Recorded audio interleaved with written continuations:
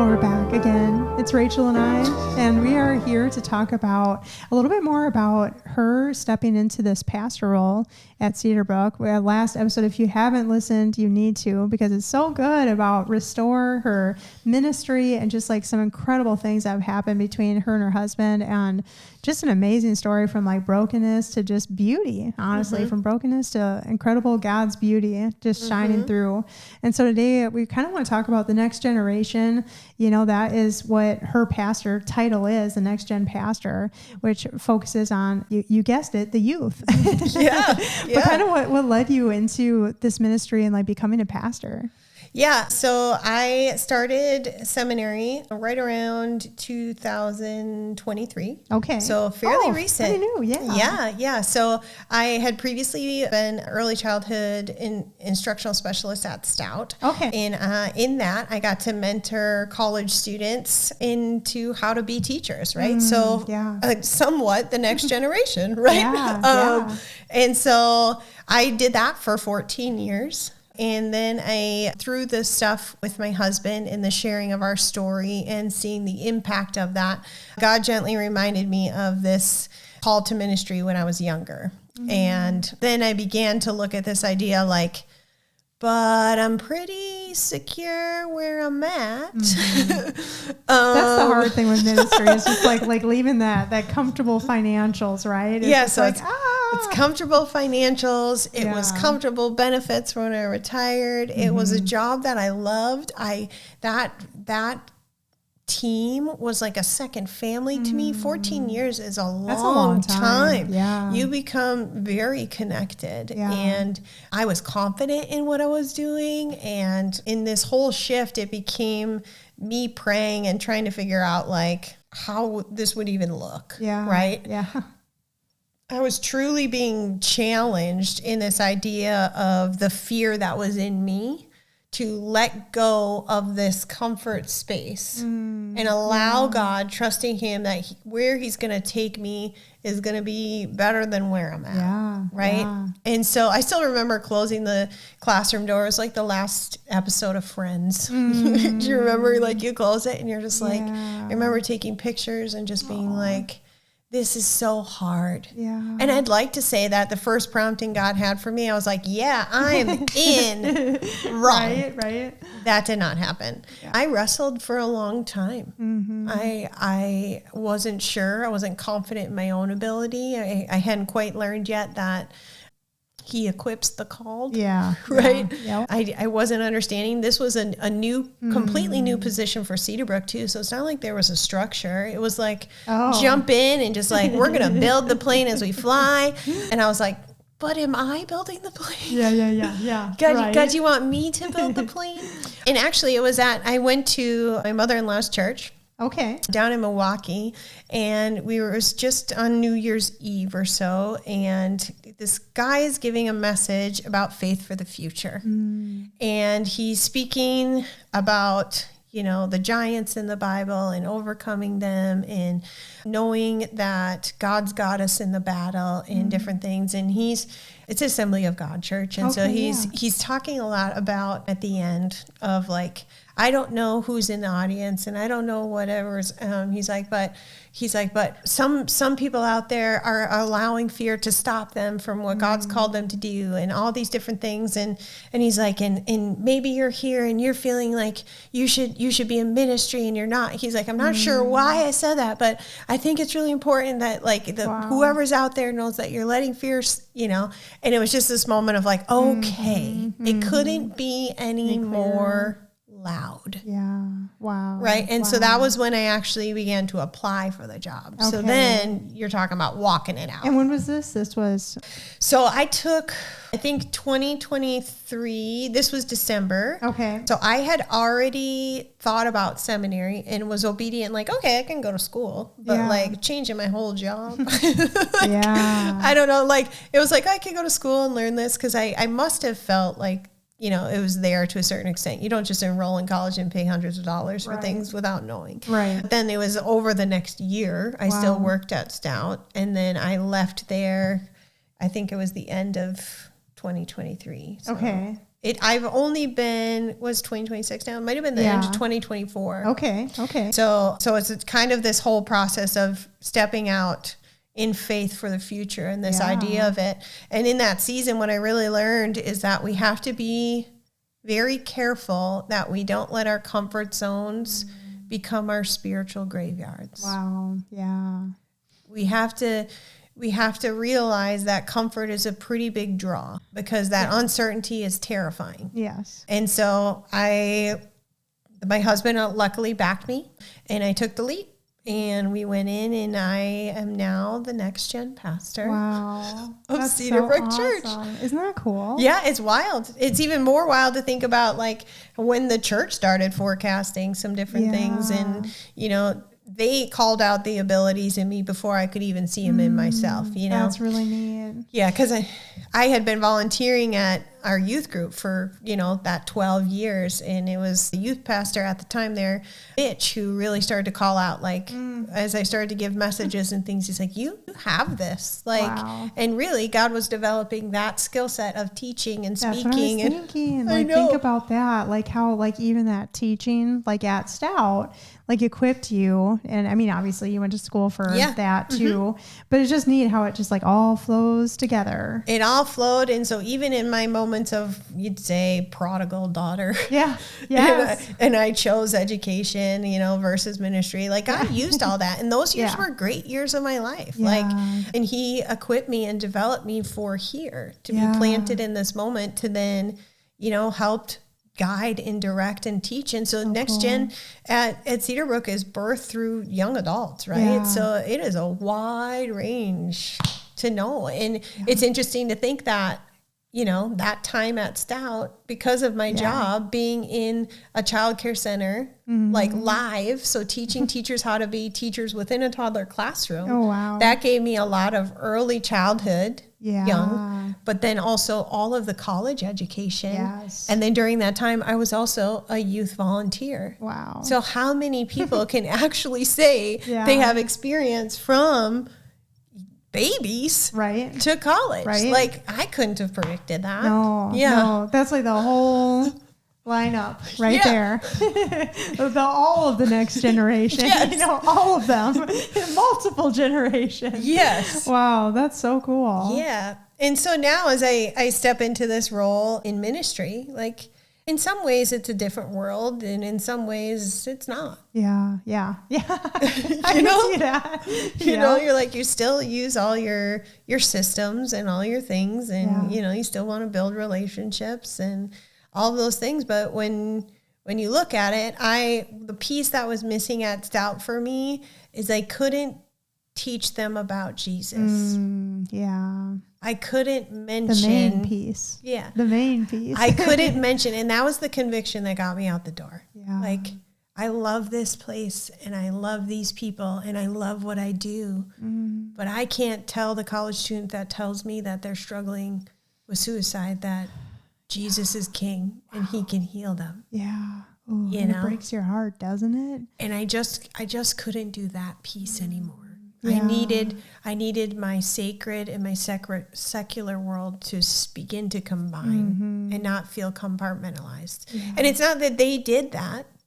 I worked at an establishment that's an education center. Right. They just don't pick and choose, right? Yeah, right. So I knew that it just became, I wasn't a right fit for that job. And I had to trust that in this space, I would be able to then not only teach kids, but teach kids about Jesus. That's awesome. Yeah. And I just feel like God's just brought you like really like unique opportunities, even like with jail ministry and just like all of those cool things too that God's doing.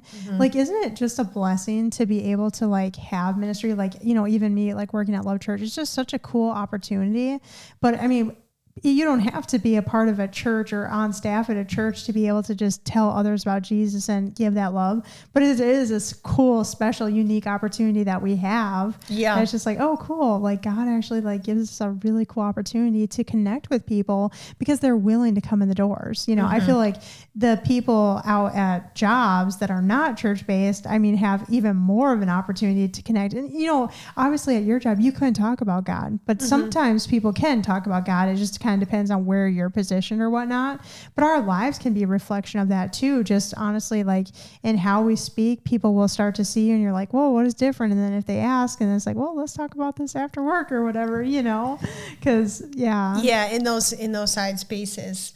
Yeah. And so that was a good opportunity. There's always ways to, you know, dabble the little truths in throughout your day. And again, you're right. Many places in scripture it talks about teaching, you know, and then use words if necessary. Yeah. Right. Yeah. Sometimes less is best. Use words if necessary. Because it's true. Our whole lives should line up and be a testament and tangible way of people to see God and Jesus here in this broken world. Yeah. Yeah. And so here I am in the next gen world navigating, you know, I feel like it's been a wild ride, you know, the last 2 years. I feel like, I mean, obviously the next generation has morphed over time, but I feel like they're facing such high pressures right now in such an anxious generational space. And in the hurts that they navigate, especially that middle school, high school range, we're often seeing significantly younger, right? And given my past and my upbringing, like I know that it was the people who were in my shoes right now that kept me going. Right? Yeah, right. I was facing all that stuff, and it was the people who said, I see you and I love you, and I'm not going to judge you even though I know it all. Right? And at that point of realizing that, that's where I knew I wanted that impact. Yeah. Huge. And you don't always get to see the fruit. You don't always get to hear the good job. You know, you don't always get to see, but those people, like, I still remember their names, Marty Moeller and Linda Olson, Lorinda Sunderland, Tim Young, you know, Jeremy Mavis. Like, those are the people who spoke into my life. You know, and without them, I wouldn't be a pastor today.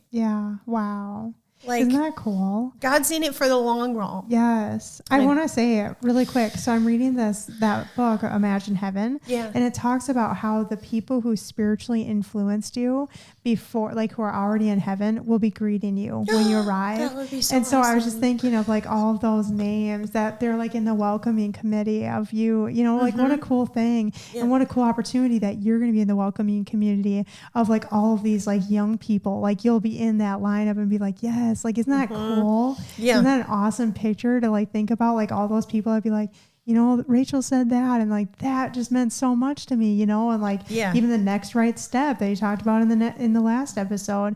So you talked about anxiety. Now that is something that I feel like this generation is struggling in like unprecedented amounts. Like it just seems like that is something that so many young people are struggling with. Like, how do we like help kids with this? Because it's not just them, but it's like so many adults are dealing with this. It's something that I've struggled with in my life. It's something that I'm still working through with God. It's something I'm still going to counseling for, specifically like OCD, kind of like health related OCD and anxiety, stuff like that. And it's like, how do we, you know, who even struggle with it, like help the young people of like, we need to like give this to God. Because it's not easy. It's a really like a big struggle today. Yeah, and it's not, again, a one and done. We're a society that now wants to do something and then check the box and we're good. And anxiety and OCD and some other mental things just aren't that. Right? So we've developed this mindset of a quick fix, and we want to do the thing and have the cure, right? And it's just not that way. And so for me, as I look at, you know, pastoring the next generation, one of the things I carry with me is the fact that I have this educational background, right? And at the core, people need to feel safe and loved and accepted, right? And so while we want the answer to be a one shoe size fits all, it's not. Like, it's the individual that you interact with. It's seeing them for who they are. It's hearing their experiences. It's sitting in it with them. It's learning how to navigate that. It's coming alongside the parents for me, in my sense, because I see them on a Sunday or a Wednesday night. That's an hour. I need to also come alongside parents and give words of encouragement of like, it's a tough season right now, but you can do this for your child. Like pray for your child, or you can still model resiliency. How are we modeling resiliency for the youth in our lives? I think is huge. Because nowadays, once something's hard, we're so quick to give up. Right. Yes. So how do we model this resiliency for kids? And recently I was convicted about that a little bit just in my own home, right? You know, my daughter's in gymnastics and she's in cheerleading, and when she can't get her back walkover, front walkover for the first time you ever try, like, well, it takes time. But then they look at us and it's like comparison. And you're like, well, that's not fair. You're in this space and I'm an adult. You can't do that. And you've heard many times, comparison is the thief of all joy. Yes. But man, the Holy Spirit convicted me. As like, when's the last time you tried something new? Yeah. Oof. Yeah. Like brand new. And I was sharing this with you when I arrived today, but like my daughter in her cheerleading had mentioned that she was learning how to do a handstand. And then my son's in wrestling. He's like, oh yeah, I am too. And I was like, cool, I'm going to learn. And she's like, you're too old. And I went, excuse me? Challenge accepted. Yeah, struck a chord. So my goal this year is to be able to do a handstand. That's awesome. And I'm watching you on Facebook and you're making great strides. I'm constantly in awe. But I found myself, like the first time I tried, I kid you not, it's scary, isn't it? Well, I was right where my kids were. Yeah. I didn't get it the first time, and I was like, oh. And then I realized in a moment that my kids need to see me struggle in this. Wow. So I'll be in my living room doing pike push-ups and like trying to get it and not getting it and falling off the wall. And I'm demonstrating that you don't just get it the first time. I love that. Oh my gosh, I love that. There's hard work involved, but so often our kids see us as the person who has it, or in that, my kids now can see that I can relate to the struggle. Wow. I can relate to the fact that you want this here so bad. Yeah. But somehow it's all these little things that are going to get you there. But sometimes we hide those steps from our kids. Yeah. Oh, yeah. We hide those steps for some reason as parents. And I think it does a disservice. Yeah. How do we let them see us be sad? Yep. And then work through that sadness with our faith? How do we let let them... the mask off, right? Yeah. How do we let them see when we make a mistake, how to apologize? How do we, and sometimes it does come to pride and our want as parents to have it all together. And especially for us, social media wise, how many times you see all the highlight reels of people's families having it all together. Okay, great family picture. I bet there was like 15 of complete chaos before you got that one. Yes. But or like the other side of it, and you look on Facebook, I feel like it's either the perfect photos or this person has cancer now and this, you know, and like the grief and the trauma, and it further induces anxiety on both sides of I need to look a certain way, or, oh my gosh, like this is confirming my OCD thoughts, you know? Yeah. It's like, it's so anxiety inducing. I think that's a big part of the anxiety that you mentioned earlier. For probably, I would say like the teenagers, is social media and bullying and just like all of those different things as well. And it's so hard because it just wasn't that extreme as it is today. Right. You know, and it's in the truth is the reality of it all. We can't necessarily remove them from all of that. Right. We can set boundaries as parents. We can say no screens in your rooms, which I fully back. Like, why do you need it in your room? Yeah. Yep. I can't think of a good reason why you'd need to have a screen in your room. Right. Like, in an open space is fine, right? Like, it's one of those things. It's wisdom. When we start to give our kids phones, what is that age? What did you determine that? Like, and how did you determine that as a couple, and talk about that, right? And consider the impact that realistically, you're not giving a phone, you're handing a person a computer. Right. Yeah. It's a computer. Yeah. Oh, and it sure is. like it's, and it's luckily there's parents ways you can control that and monitor that. Thanks be to God. Like that's the way Right. God's used technology to at least monitor that, right? But you can look back at data and you can see that time period where we began to be fearful of being outside, and you have kidnapping and some of all those things start to come to arise, this same influx of this technology that you can do inside. And then, it starts all this aligning that now we have a generation that is instant gratification. Yes. What a interesting piece. I've never really thought of it that way, but that's so true, because you're right. Like when we were young, I mean, I don't know about you, but I was always outside. I was always biking around the neighborhood. I was, there was a cemetery near our house that we would bike to, and we'd be looking around as kids, and we'd be finding things and looking around. And, my friends and I, we were always outside. Always. We would never sit and watch a show in the day. Maybe at night we would like watch one for like a sleepover or something like that. But I mean, it was like primarily we were outside. And I think that due to the anxious generation of our time, I think that anxiety kind of makes it easy, right? To put on that show, to put on that tablet and be like, oh, they're safe.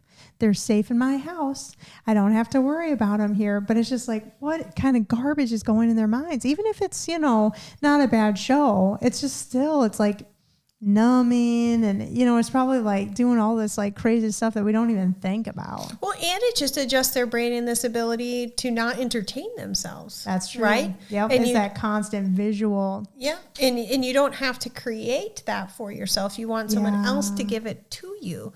And then you develop this habit of like, I want someone else to entertain me. And it gets hard. Yes. And it's unfortunate because there is the fear and concern of kids going missing and all of the things. So it's hard as a parent to be like, I want to have this and I want there to be space. So it's creating those boundaries. And I think people typically view boundaries wrong, right? People view boundaries as like walls, but realistically, boundaries have gates. Yeah. And the purpose of a boundary isn't to necessarily keep things out.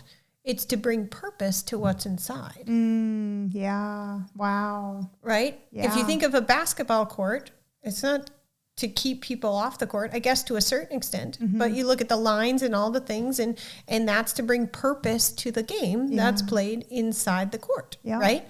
And so when we apply boundaries to our life, it's that same concept. So it's not like as parents, we're placing this boundary and guideline on you to limit and make your life hard. And right. All of my friends and I hate you, right? All the things.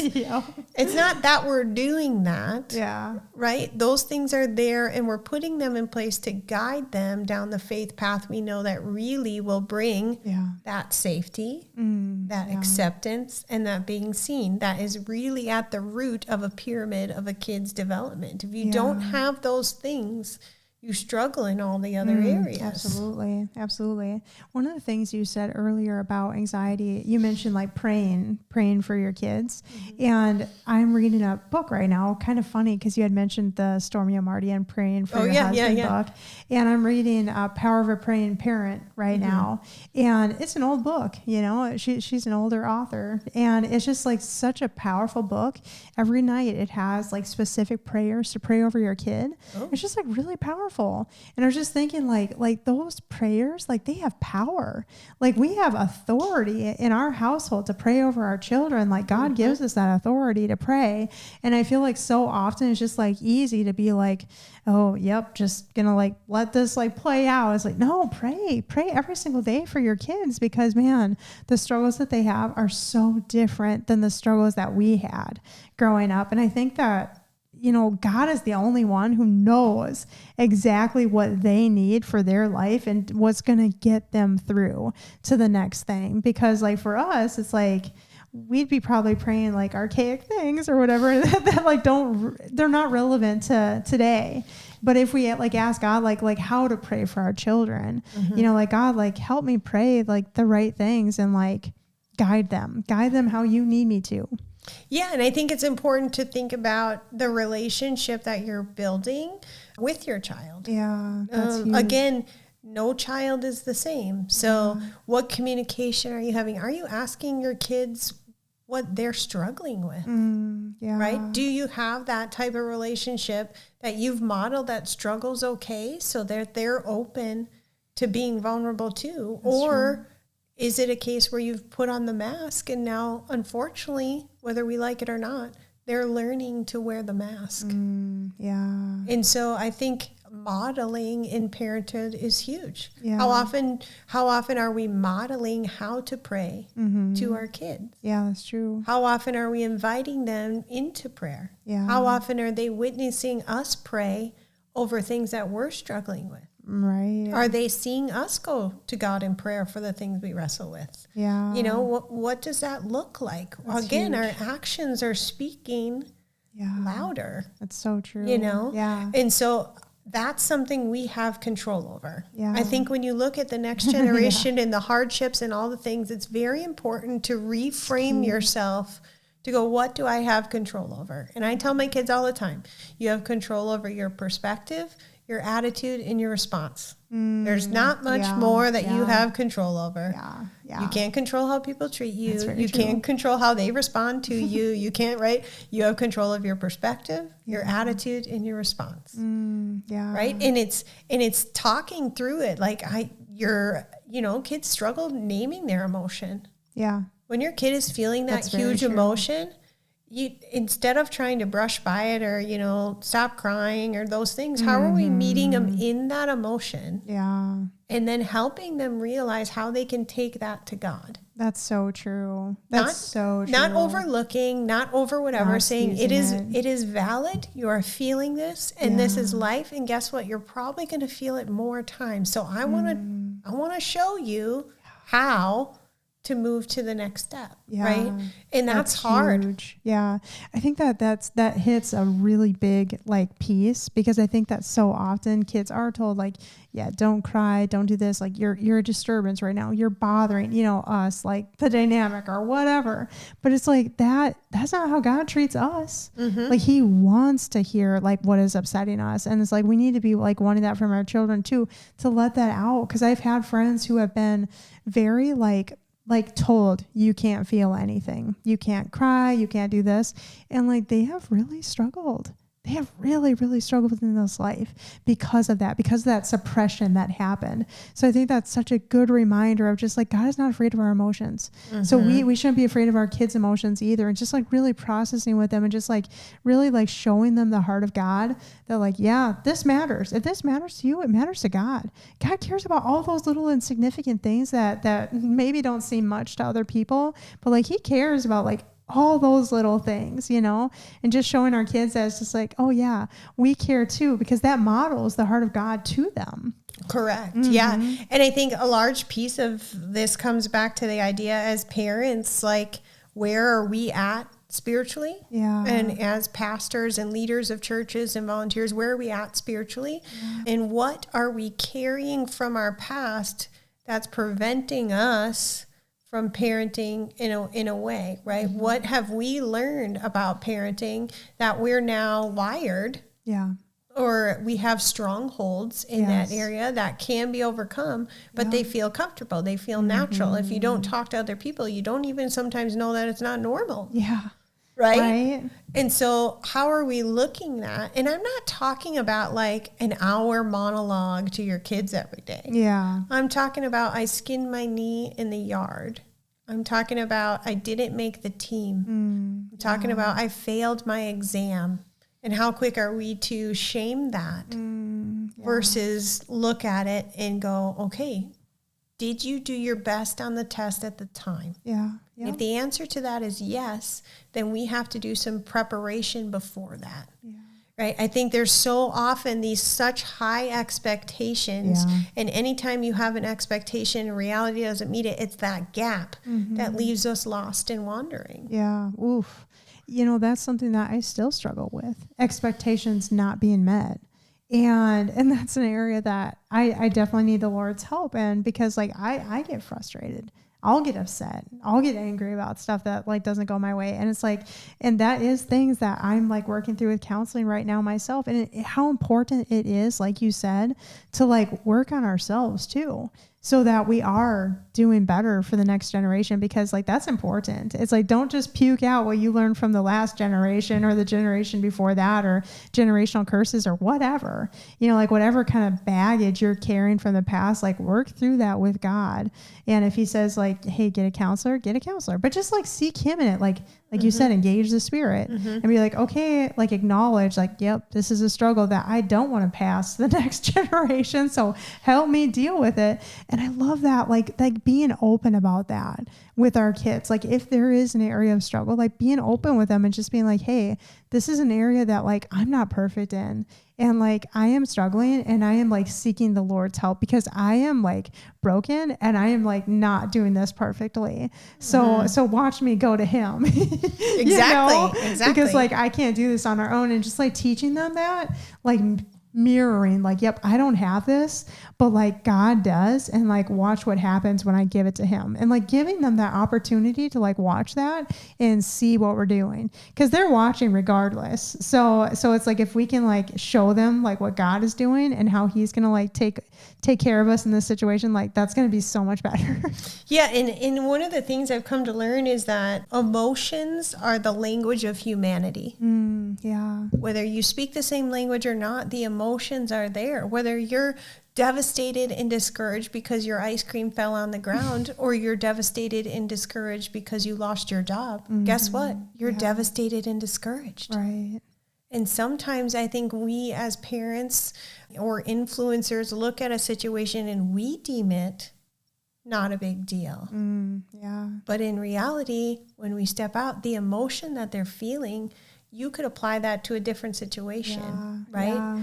And so it's emotions are the language of humanity, and God gave us emotions. Yes, he did. God gave us emotions to experience this world. Yeah. And those emotions that aren't given from him or we experience are red flags for us to say something's off. Yeah. Yeah. Something I'm struggling with, and something inside of me, and I need to work through it, whether it's with a counselor or through a system or through a friend group or whatever. But and I think it's very important to navigate those emotions in a way that our kids can see it, depending on the age. Talk about it. Sometimes I'll just be in my house and I'll be doing something and I'm like, oh, I'm frustrated. Yeah. Yeah. I need to model how to name my emotion and then move to the next step. Yes. Kids don't know how to name their emotion. Yeah, it's true. And a lot of times, like for me, I end up like portraying like anger from anxiety. Like that is like one of my biggest struggles, is like this like high cortisol, like anxiety that's just like pumping. And then all of a sudden like something will happen and then it just like goes just like I'll respond in anger. And I'm like, that's not God. That's not God's response. And it's not an excuse for me. You know, like that's what I'm learning. It's just like, I can't blame it on the anxiety. I have to own that and be like I still like spoke in anger, even though like that's not right. You know? And so it's like, that's why I'm working on like the Lord's healing, to be like, all right, Lord, like help heal the root. Cause I don't want any part of this anymore, you know, but it's just like going to him to be like, yep. Yeah, and I think the biggest thing for me that God's working on in my own life personally and with my kids' life is we live in a world that our schedules get so full. If you do not put a boundary on your schedule or your kid's schedule, they would develop this idea that if we're not moving, we're being lazy. Or if we're not doing, then what are we, right? And our identity ties to what we're doing and the sport we're in or the thing we're involved with or the good grades that we're getting. We have to model this idea of taking room for margin. And this is one that I struggle with. Yeah, I struggle with this idea of, you know, taking time to maybe do something for myself. So for me, it's been the gym. Like I will commit to keeping the gym time for myself. That's not so even good. For physical fitness, but for the mental piece of it. Yeah. When I go there and the challenge that I face and I realize that I can go just a little bit further than I thought, right? Yeah. Self-care is not selfish. That's huge. And so often we think that it is. And as parents, then we're operating from this worn out state. Yeah. And our kids are seeing super duper duper duper full schedules. And then they model a super duper duper full schedule and no one's learning how to rest. Yeah, it's so true. God's been talking to me about that since the beginning of the year. I actually did a few episodes about Sabbath rest because God kept talking to me about that and just being like, you need to like take time to rest. And I learned about myself that I have like some kind of gene, I believe that makes it so I need more time to like process and I need more time to rest than other people. And it's really like fascinating because I have been going nonstop for so long without ever resting. And I'm just like, and that's what kind of led to like that high cortisol, high anxiety, just like keeping that like pumping all the time. And it's like, and now what a good point that I'm like modeling that for my child. And like, as if this is some like gold badge or gold star, just like, yep, you did all the things, because like when we get to heaven, I've been like reading about that. And it's like, God doesn't look at our accomplishments. He doesn't look at like, oh, wow, you did all this for the ministry and look at what you did for this church. Look at what you did for that school. Look at this, like, doctor title, psychologist, lawyer, whatever. It's like, he doesn't look at that as like, how did you love? How did you love? Like, that is the question that gets asked is like, did you love like I taught you to love? And so just like getting out of this, like, manic pace, this American culture that's so like do and be and like you got to do all the things, you got to be this for everyone.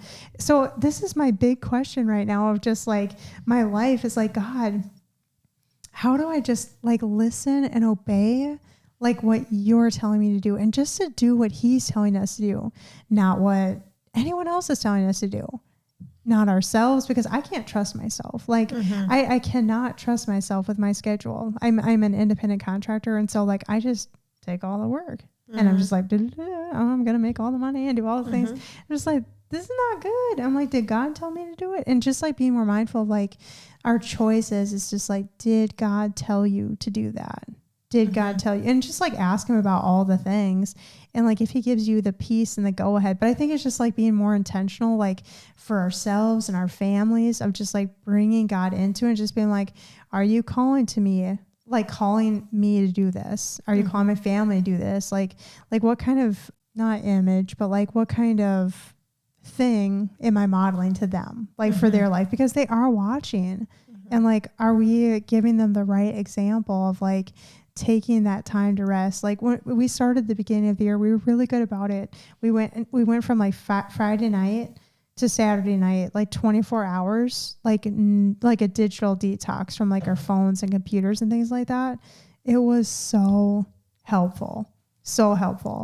And now though it's gone and kind of crept back in as like time's gone on. And I'm like, okay, how do we get back to that? Because it was really beautiful. And I felt like free. I felt like a bird out of a cage without my phone because I felt like I could actually see and be way more present. Did you feel that way right away, or did you feel like you were missing your hand? When I put it on the charger, like up in my room and kind of like locked it there, I did feel better. I did. I mean, it is a really hard thing because like you miss it, but at the same time you feel free. It's just like, whoa, I can actually do all this stuff and like in my home and just like feel like not attached to this device. Yeah, but I still think it comes down to these daily boundaries. Yeah. Because as great as it sounds to, have those 24 hours, then it comes back. Right. It's like a and then you got to catch up on everything you missed on. Correct. But it's like a diet. When you're like, I'm not eating this, I'm not eating this. It's like, really? How are we going to sprinkle this in moderation throughout our lives so we're not feeling this craving and, from it? How do we put it here and there? What is that limit for you and for your family? What days are you getting together to eat at the table for dinner? That's been a huge thing for us in our family. Because then at the table, we'll talk about high-low buffalo. We do that. How fun. What was a good time? What was a hard time? And then we also get a chance to model prayer there and encourage our kids in their prayer. I think we need to explain. I feel like it's like the youth leader in you. Oh, yes. And the youth leader in my husband too. What is the high-low buffalo? So high-low buffalo is a high thing that you experience through your day. And then we talk about it and we celebrate those things. That's we don't cool. just brush through it. And we talk about the low, like what was the low and how did that make you feel? Again, not just hearing it, but that must have been really hard in that situation. And I could see how maybe you'd feel this, right? Again, learning how to name those feelings, and then you get to the teenage years and they're maybe a little bit less likely, but I think it's still important to encourage that idea. And then maybe you start talk about those older things and you're showing that you're seeing the change in them and you're preparing them for these bigger things that they might be wrestling with. Again, creating that open door of communication so that when the big thing does happen, it doesn't feel foreign to come to you. Yeah, and then the buffalo is like something super random. Like I ate SpaghettiOs today. It didn't, but something like that. Yeah. Sometimes those are hard to come up with. Is that your hardest one to come up with as a family? Yeah, for the buffalo, like something random. Yeah. It's common, but sometimes we switch it up and it's like the God moment you saw today. Like, how'd you help someone today? To look at some of those different things. So it's like the high for you, the low for you. And then, how did someone help you or how did you help someone else? That's cool. So try to change it up a little bit because sometimes that makes it a little bit easier. Yeah. And a little less random. But I love that. I love like thinking about just even asking the kids is like, how did you see God? Or like, how did you express love to someone today? That'd be cool. Since that's the question that you get asked in heaven. I'm like, maybe we better work on that, But, or it's this idea that through those questions, whether they always have an answer or not, you're modeling that their eyes should be looking. What are your eyes looking for? What is that perspective that you're searching for? What are you, how are you looking at things through that and modeling those different pieces? And then the other thing our family does is we do something called a floor food fiesta, which is on Friday. And we have 4 people in our family. We had 5, so it was for 5 fantastic folks. We're really working on alliteration. But we we take a sheet and we put it on the floor in front of our TV and we kind of just do pizza and veggies and we'll watch a movie. So this is how we do the tech time. So it's not always. So the movies are special and it's a thing that we're doing for a family and we choose the movie together and some of those different things. So again, it's not like this war on tech. And if you sound like a mom who's more on tech, of course you're going to turn your teenagers away. They're going to start to hide it. It's true. Versus have it be open. So how do you create, and especially as kids get older, how do you begin to create these rules together? Not I'm forcing you. It's here's my concern with that idea. And again, talking them through it. Why is the technology bad all the time? Why don't I want you on this platform or this platform, right? The why even as adults, when we know the why, it helps us a lot. And sometimes as parents, we skip over the why and we're saying, because I said so. Right. Yeah. And I'm guilty of that too. And you're like, wow, I just landed on because I said so. And then I have to reflect why am I doing this? Right. And is this something I can bend on? Right.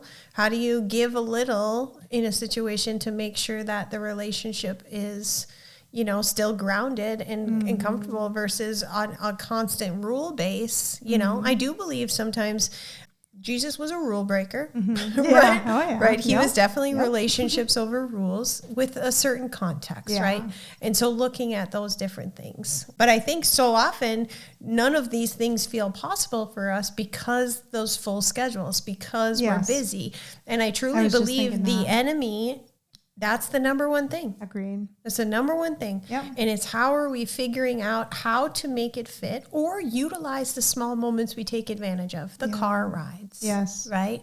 The trips. I'm always running you to the sport. How often is that just quiet? When do we have to not always have conversation or what are we listening to in the car? Is it a worship song? Is it what are those things that are there? Because the truth is we can't be there all the time. So another thing to your prayer, we can pray for the Holy Spirit to rise up, the coaches, the teachers, the people to connect, to work through the big C church that exists in this world to reach our kids. It's not all on us.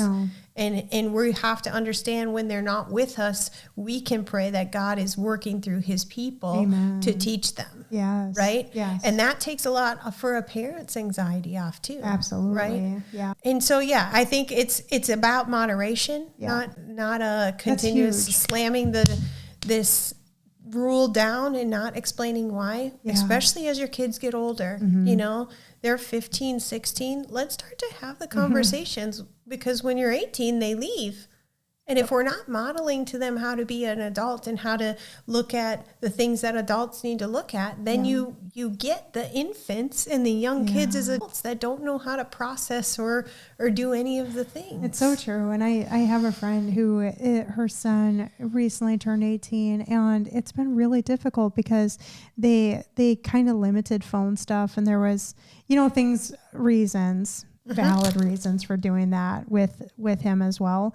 But the really difficult part now is that now that he's an adult and has that full access to the phone, it's so hard for him to control it. And it's so hard for adults to control it. So teaching that moderation, it's something that I struggle with too.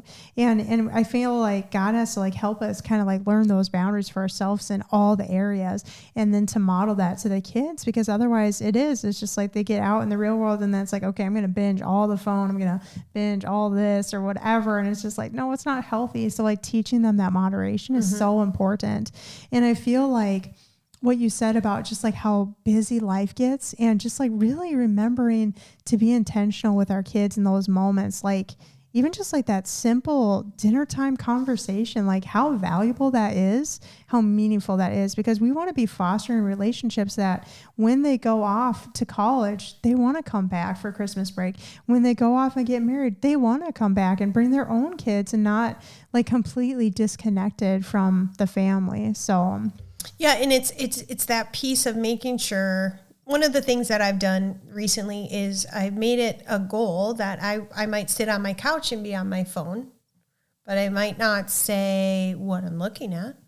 I might not let them know. But then when I read my Bible, I do it in my room.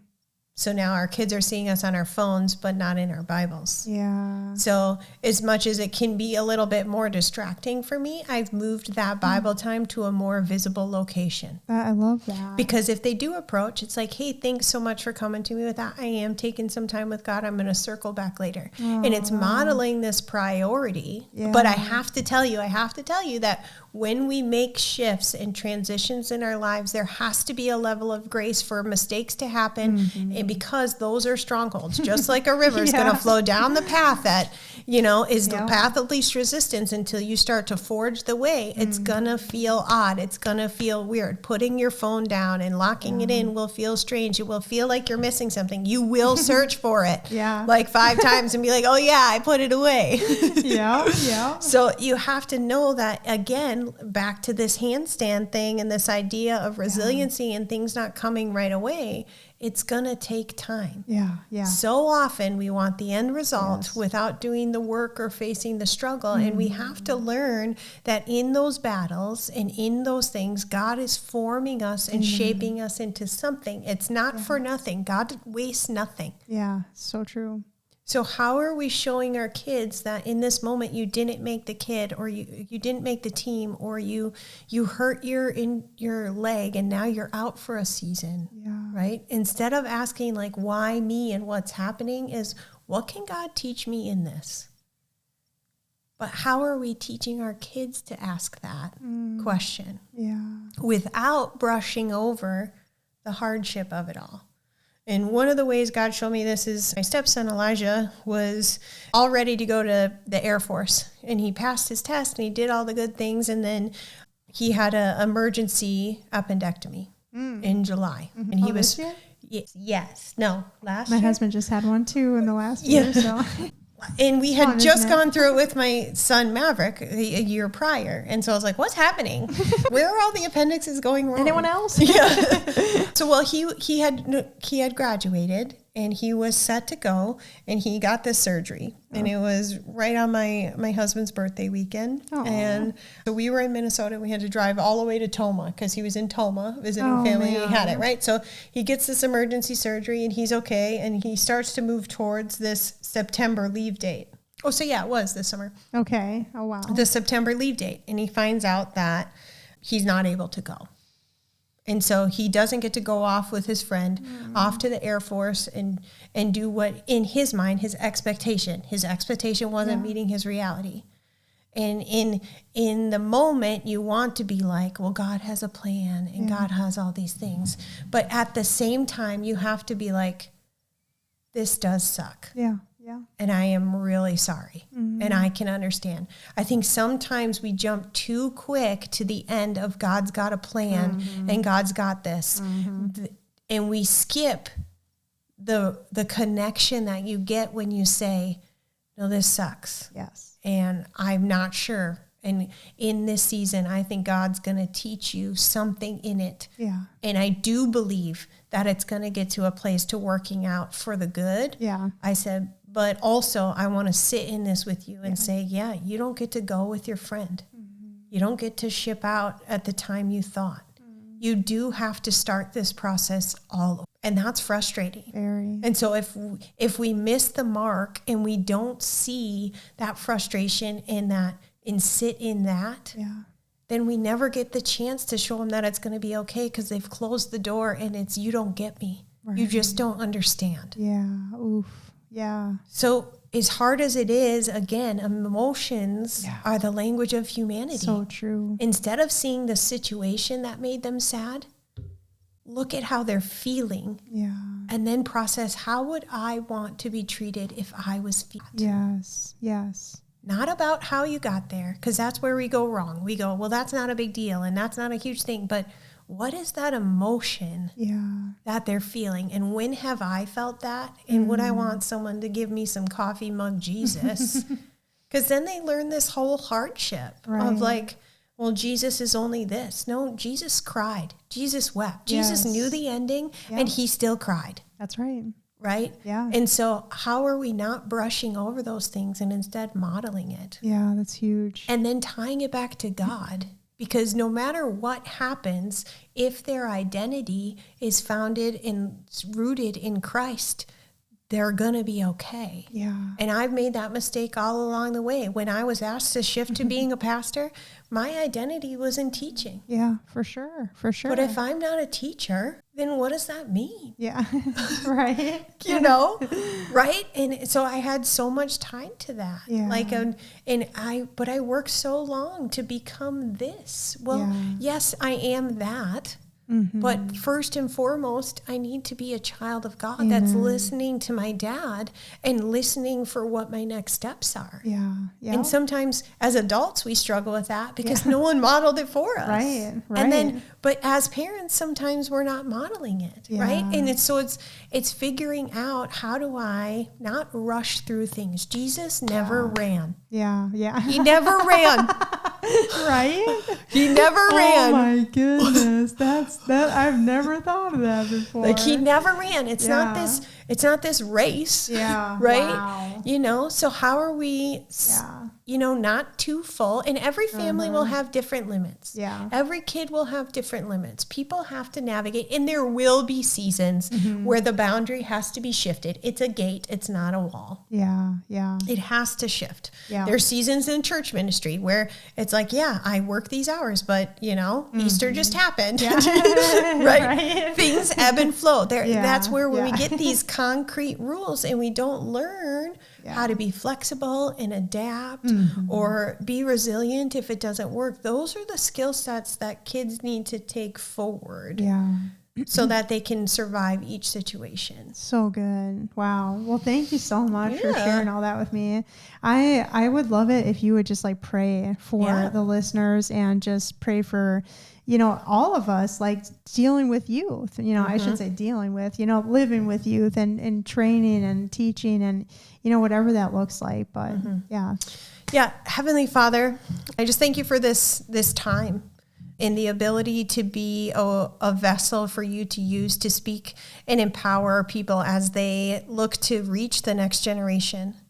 God, we know that this world is fallen and broken, and kids nowadays are facing things that we couldn't even process. But none of it is surprising to you, God, and none of it is too big for you, God. So I ask for your Spirit to come and invade Menominee. I ask it to invade the churches that are here. I ask it to invade the hearts of the people who are influencing the next generation, God. I pray that as they're interacting with these students, that your words and your love come and meet those students where they're at. God, I pray that the next generation is feeling seen and safe and loved and heard within our community, God. I pray that they know that while there's rules and stigmas and things that exist all over this world, God, that your love has no bounds and that your love will meet them exactly where they're at, God. But I also pray that your love brings them to a space that maybe meets them where they're at, but does not leave them